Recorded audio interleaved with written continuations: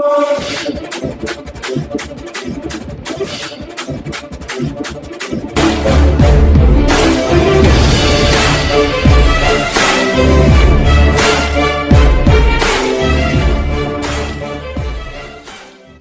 हैं और मौका आप सबको पता है। कुछ लोग कहेंगे जो खास करके सरकार के लोग हैं, वो ये कहते हैं कि ये तो किसी के बुलाने से आए हैं, लेकिन हम उनको ये बात कहना चाहते हैं, हम केवल किसान के बुलाने से आते हैं, इसके अलावा किसी के बुलाने से नहीं आते, किसी पार्टी और राजनेता के बुलाने से नहीं आते। दूसरी बात, कुछ लोग कहेंगे कि इन्होंने तो कुछ ले लिया, कुछ लेकर के सरकार के खिलाफ काम कर रहे हैं, लेकिन सरकार को ये बात पता है कि ना हम किसी के कहने से आते और ना किसी के रुकने से रुकते हैं। हम किसान हैं और जहां हमारे मुद्दे की बात होगी वहां पूरी ताकत के साथ गए हैं और जाते रहेंगे। जहां तुम जाओगे तुम्हारे पीछे पीछे मिलेंगे।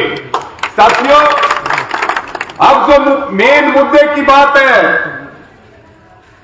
मौका होता है और मौके के ऊपर कोई चूक जा तो उसमें बेवकूफ क्या करे कि शाना क्या करे, बताओ बेवकूफ।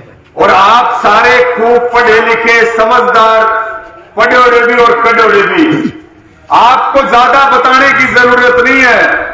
सिर्फ आपको वो अत्याचार, वो जख्म और वो दर्द और सरकार जो हमें बर्बाद करने की नीतियां और कानून लेकर के आ रही है, उसके बारे में आपको याद दिलाने आए हैं, ताकि आप भी याद रखें, पूरा गांव याद रखे, हमारे घर कुनबे परिवार के सब लोग याद रखें। और जब 3 तारीख को बटन दबाओ तो एक एक बटन बीजेपी और जेजेपी के खिलाफ डले, ये अपील और प्रार्थना आपके बीच में लेकर के आए। साथियों, लगातार जब से किसान आंदोलन की मजबूत दस्तक पूरे हरियाणा और पूरे देश में शुरू हुई, तब से लेके अब तक ये तीसरा उपचुनाव है सरकार का। पहला उपचुनाव आया था बड़ौदा में, बताओ किसकी हार हुई थी? बीजेपी की। जोर से बोल के बताओ, बीजेपी की। दूसरा आंदोलन के दौरान इलाहाबाद का उपचुनाव आया, उसमें किसकी हार हुई थी? बीजेपी की। और अब आदमपुर का उपचुनाव आया, इसमें किसकी हार होगी? बीजेपी की। यानी कि बीजेपी और जेजेपी हारेगी तो हम जीतेंगे, गांव के लोग जीतेंगे, किसान मजदूर और नौजवान जीतेंगे। इनकी हार में हमारी जीत छुपी हुई है। तो ये बताओ कि जीतना है कि हारना है?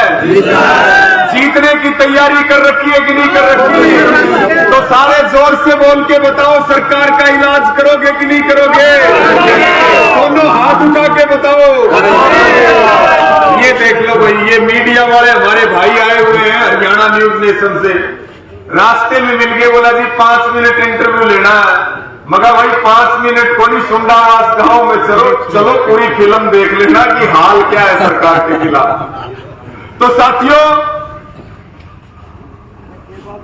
2-4 बात मैं आपसे करूंगा।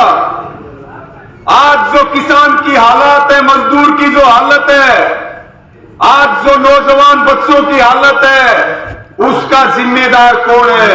मैं पूछूंगा और आप बताओगे, और पूरी ताकत लगा के बताओगे। क्रांतिकारी गांव है आपका, आप सारे जागरूक हो, आवाज दूर तक जानी चाहिए, इतना ऊंचा बैठे धरती से हम। तो एक बार मैं पूछूंगा और आप बताओगे।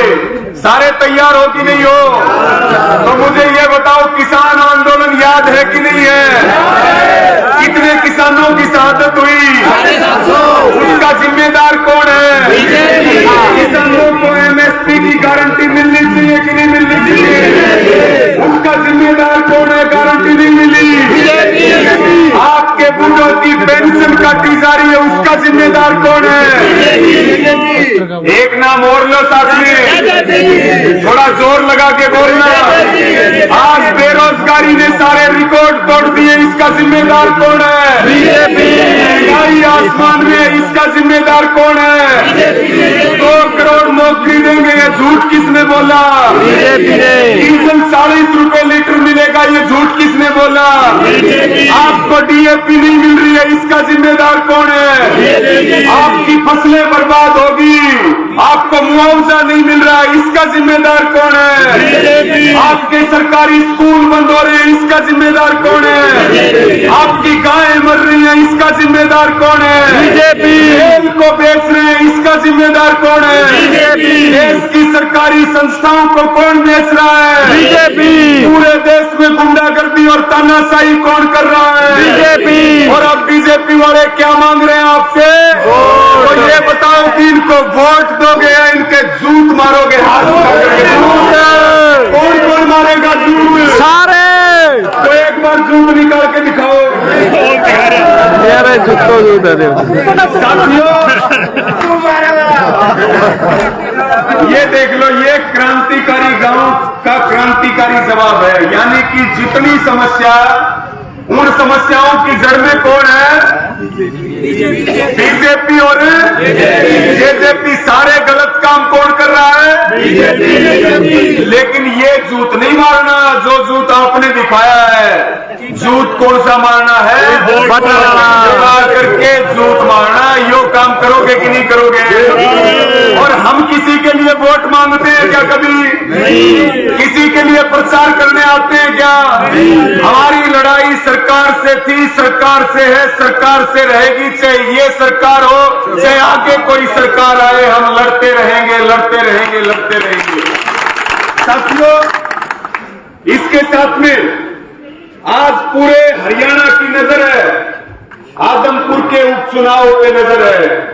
हरियाणा में एक ऐसा संगठन बना है किसानों और नौजवानों का कि जो भी सरकार सत्ता में बैठेगी और गलत काम करेगी तो उस सरकार का इलाज किया जाएगा। और आप सारे डॉक्टर बन रहे हो कि नहीं बन रहे? सरकार को बीमारी होती है, उसका इलाज किसके पास है? किसानों के पास। इस सरकार को बीमारी थोड़ी है कि ज्यादा है? बताओ। ज्यादा। इनका डॉक्टर कौन है? किसान। हमारे से बढ़िया कोई इलाज कर सकता है क्या? कोई नहीं कर सकता। ये बात तो हुई मोदी की, खट्टर की, दुष्यंत चौटाला की। अब यहां से चुनाव कौन लड़ रहा है? भव्य कुलदीप बिश्नोई। तो दो बात उसके बारे में होनी चाहिए कि नहीं होनी चाहिए? तो ये बताओ, आज बीजेपी को सबसे बड़ी धोखेबाज पार्टी कौन बताता था? कुलदीप बिश्नोई। 700 दिनों को काले दिन कौन बताता था? बिश्नोई। आदमपुर का नाश किसने किया है? कुलदीप ने। झूठ कौन बोलता है? इसका कोई स्टैंड नहीं है, उस नेता का नाम बताओ। और जिसने अपना जमीर बेच दिया उसका नाम बताओ। तो ये बताओ, कुलदीप बिश्नोई को फूलों की माला डालनी चाहिए कि खुशरों की माला डालनी चाहिए? तो खुशरों की माला डालने की तैयारी कर रखी है कि नहीं कर रखी? पूरी तैयारी कर रखी है। तो फिर तो मैं यही कहूंगा कि भाई दो तरह के पुंजड़ पाड़ने पड़ेंगे आपको आदमपुर में। एक पुंजड़ कुलदीप बिश्नोई का और एक पुंजड़ उसके छोरे भव्य बिश्नोई का। दो पुंजड़ पाड़ने पड़ेंगे। एक बार सारे गांव को साथ में जोड़ो। जीतने वाले से कोई मतलब नहीं है। यहां तो इतिहास बनाने का मौका आ रहा, और इतिहास जब बनेगा जब बीजेपी जेजेपी हारेगी, कुलदीप बिश्नोई हारेगा, तब इतिहास बनेगा। बनेगा कि नहीं बनेगा? तो भाई ये दो पुंजड़ हैं। 3 तारीख का मौका है। न्यू क्या करे कि मौके पे काम नहीं करे, मौके पे थोड़ी चोट मारोगे घना रिजल्ट निकलेगा। और बगैर मौके के चाहे कितने घर बजान दे रहो, कोई फायदा हो कि बताओ? होगा कि नहीं होगा? फायदा नहीं होगा ना। तो फिर अपने न्यू करो। ये दो नेता हैं, बाप और बेटा। इन दोनों के पुंजड़ 3 तारीख में पाड़ दो, इन्हें लांडा करके भेज दो। तुम्हारा और हमारा सबका नाम ऊंचा हो जाएगा। हो जाएगा कि नहीं हो जाएगा? तो साथियों, मीडिया वाले भाई भी पूछते हैं, बोला जी कुलदीप बिश्नोई कह रहा है कि भाई हम तो पीपल के पेड़ हैं, बड़े बड़े आए, बड़े बड़े चले गए, हमें आज तक कोई उखाड़ नहीं सका। हमने भी ये बात कही है कि भाई हम 3 दिन से यहाँ गांव में जा रहे, करीब 35 गांव में जा रहे हैं। उसके बाद फिर 26 तारीख से आएंगे, सारे गांव में जाएंगे अब की बार तो मकाइयो पीपल का पेड़ फटेगा, सारा हरियाणा रोड़ा माचेगा। इस बात का ध्यान रखियो, पूरे हरियाणा में रुका माचेगा। साथियों, कुलदीप बिश्नोई ने अपना जमीर बेचा है, लेकिन किसान कभी अपना जमीर नहीं बेचता। उसने अपने काम धंधे बचाने के लिए, अपना बिजनेस बचाने के लिए हमारे ऊपर बताओ चुनाव थोपा कि नहीं थोपा?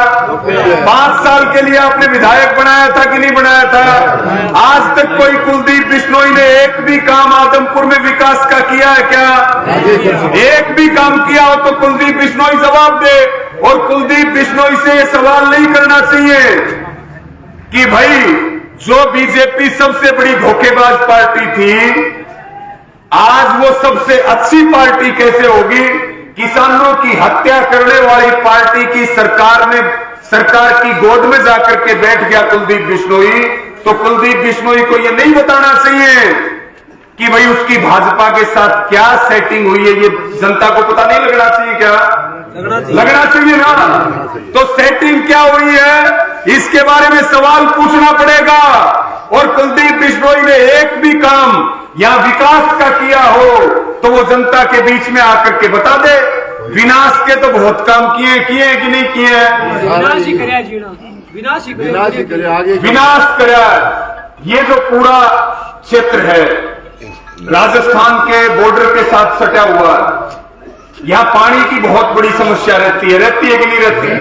अगर किसान को पानी मिले, किसान को खाद मिले, किसान को बिजली मिले और उसकी फसल का पूरा दाम मिले, तो किसान को बताओ कोई सब्सिडी की जरूरत है क्या? कोई कर्जा माफी की जरूरत है क्या? लेकिन इस पे बात नहीं हो रही है। आदमपुर में स्कूलों के धरने चल रहे हैं, बाल संबंध का धरना दोबारा शुरू हो गया। आदमपुर में लगातार धरना चला, लेकिन सरकार को कोई चिंता नहीं है। और जिसको हमारी चिंता नहीं है उसकी हम चिंता करेंगे क्या? बताओ। जो हमें गाली देगा उसका सूद समेत हिसाब करेंगे कि नहीं करेंगे? और जो हमारा कोई साथ देगा तो हम उसका साथ देते हैं कि नहीं देते? तो भाई हमें सबको यही काम करना। थोड़ा टाइम बच रहा है, इस टाइम की हमने उपयोगिता समझनी पड़ेगी और सारे गांवों को इकट्ठा करके एक बार दब के जोटा मार दो। सरकार हारेगी तो हम जीतेंगे। मुझे एक बात और बताइए, आपको बर्बाद फसलों का मुआवजा चाहिए कि नहीं चाहिए? कैसे मिलेगा? सरकार हारेगी तब मिलेगा या जीतेगी तब मिलेगा? सारी समस्याओं का समाधान सरकार के हारने में है। देखो, बेलगाम घोड़ा हो जा, बेलगाम जानवर हो जा, बेलगाम सरकार अगर हो जाए तो विनाश कर देती है, जैसे हरियाणा की खट्टर सरकार कर रही। हम सरकार की नाक में नकेल डालने वाले लोग हैं आंदोलनों के माध्यम से। अगर हम सरकार की नाक में नकेल डाल के रखेंगे तो सरकार ठीक काम करेगी कि नहीं करेगी? तो ये नकेल किसानों ने तैयार की है, ये नकेल उसी की नाक में पड़ जाएगी जो चंडीगढ़ की कुर्सी पर बैठेगा और दिल्ली की कुर्सी पर बैठेगा। ये नकेल पड़ेगी। नकेल जनता के हाथ में होनी चाहिए, नकेल किसान के हाथ में होनी चाहिए। नकेल हमारे हाथ में रहेगी तो गलत काम नहीं होंगे। सब बोलते हैं किसान की याददाश्त कमजोर है, अगर सरकार जीत गई तो सरकार कहेगी कि जो है वो भी मत छोड़ो, क्योंकि जितना इनको सताओगे, जितना इनसे छीनोगे, जितने इनके हक मारोगे, ये उतने ज्यादा वोट देंगे। यही सोच है ना भाजपा की कि लोगों को जात के नाम पे लड़ाओ, धर्म के नाम पे लड़ाओ। अभी वित्त मंत्री जो पढ़े लिखे हमारे साथी हैं, वित्त मंत्री कह रही थी निर्मला सीतारमण कि भाई रुपया कमजोर नहीं हो रहा, डॉलर मजबूत हो रहा है। कह रही थी कि नहीं कह रही थी? कैसे लोगों को सरकार में हमने बैठाया है और वो आज क्या काम कर रहे हैं। मेरी सबको यही प्रार्थना है कि इन अत्याचारों को भूलना मत।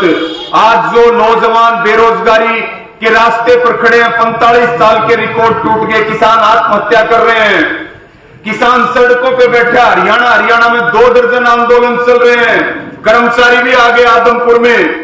खट्टर ने कहा था कि मैं पुरानी पेंशन नीति लेके आऊंगा, उनको भी धोखा दिया। एक भी ऐसा सगा नहीं है जिसे खट्टर ने, दुष्यंत ने ना ठगा हो। एक भी सगा बता दो। केवल अडानी और अंबानी को छोड़ के इस सरकार में किसी का विकास हुआ हो तो बताओ। सबकी आमदनी घटी है कि नहीं घटी? सबके खर्चे बढ़े हैं कि नहीं बढ़े?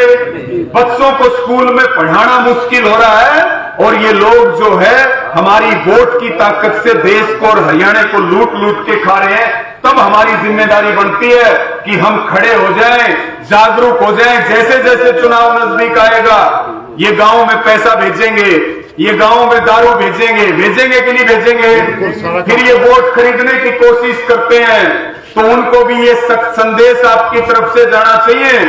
आदमपुर के चुनाव में हम पूरा समय वहां रहे और सरकार वहां से हार के आई। कुछ लोग कह रहे थे कम वोटों से हारी है बीजेपी, लेकिन स्थिति इतनी खतरनाक थी कि वहां पे अगर किसान नहीं जाते तो सरकार जीतती। ऐसे मुश्किल हालात थे।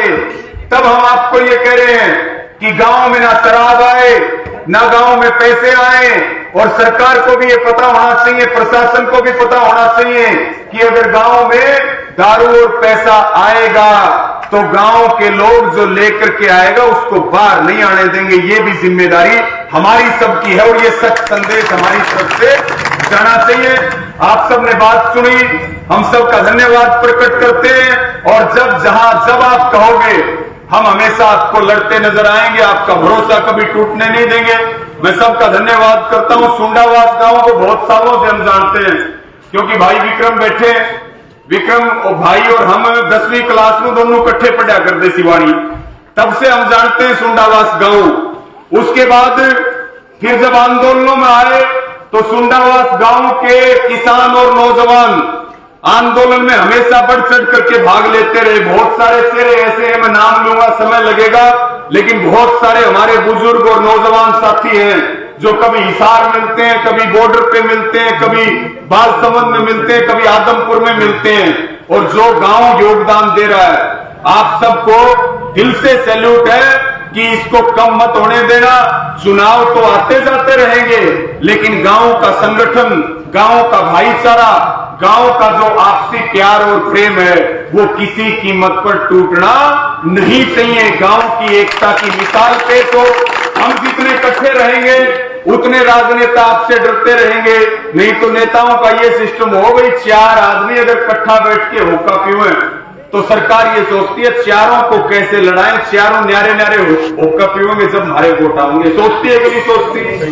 तो भाई अपना सब तरह के अपने दिमाग को साफ करके, और जो है मछली की आंख पे जैसे निशाना लगाते हैं, खेती का भी टाइम चल रहा। अब जो है खाली नहीं हो आप, उपचुनाव, खेती का टाइम यो निकलेगा जब पंचायत के चुनाव आ जाएंगे। और याद रखियो, अपने गांव में हमने उस समय एक लाल बही लगवाई थी कि भाई जो आंदोलन का विरोध कर रहे हैं उनके लाल बही में नाम लिखो। याद है कि नहीं आपको? याद है। और ये केवल बीजेपी जेजेपी नहीं, जो गांव में भी बीजेपी और जेजेपी की झंडी उठा के घूम रहे, वो कल को बीडीसी बनने आएंगे, सरपंच बनने आएंगे, जिला पार्षद बनने आएंगे। ज्यादातर वही लोग हैं कि नहीं है? उनके वो लाल बही दोबारा खोलो और नए नाम उसमें जोड़ो जो नए लोग सरकार के साथ आए हैं। जब ये वोट मांगने आओगे तब इनका इलाज करेंगे, पंच भी नहीं बनने देंगे। ये भी मुहिम हमारी चलनी चाहिए। तो साथियों, अपने आंदोलन को मजबूत रखें। सरकार की नजर आपकी जमीनों पे है। सरकार आपको बंधुआ मजदूर बनाना चाहती है। सरकार आपके बच्चों को नशे में धकेलना चाहती है। सरकार जो है वो आपको गुलाम बनाना चाहती है, आपको बंधुआ मजदूर बनाना चाहती है। जमीन को बचाना पड़ेगा, और जमीन वही बचा पाएंगे जिनका जमीर जिंदा है, और हमारा जमीर और आपका जमीर जिंदा है। मजबूती के साथ इस लड़ाई को लड़ेंगे। गांव ने सम्मान दिया, आशीर्वाद दिया, उसके लिए भी सबका आभार है। और सबको पूरा ये विश्वास दिलाते हैं कि पूरी मजबूती के साथ इसी प्रकार से सरकार के खिलाफ जो है इलाज करने का अभियान हमारा चलता रहेगा। बदलते समय के साथ यूनियनों का काम करने का भी तरीका बदला है। यूनियनों का काम करने का तरीका भी बदलते समय के साथ बदलना पड़ेगा। जो मुद्दे हैं उन मुद्दों के ऊपर भी हमें मजबूती के साथ लड़ना पड़ेगा। ये नहीं होना चाहिए। कोशिश करो कि गांव से आंगली पे जितने गिने जाने उतने वोट लिखने, उसका फालतू नहीं लिखने बीजेपी और जेजेपी के। ये सबकी जिम्मेदारी है। सबका धन्यवाद। मेरे साथ एक बार जोरदार नारे लगाएंगे।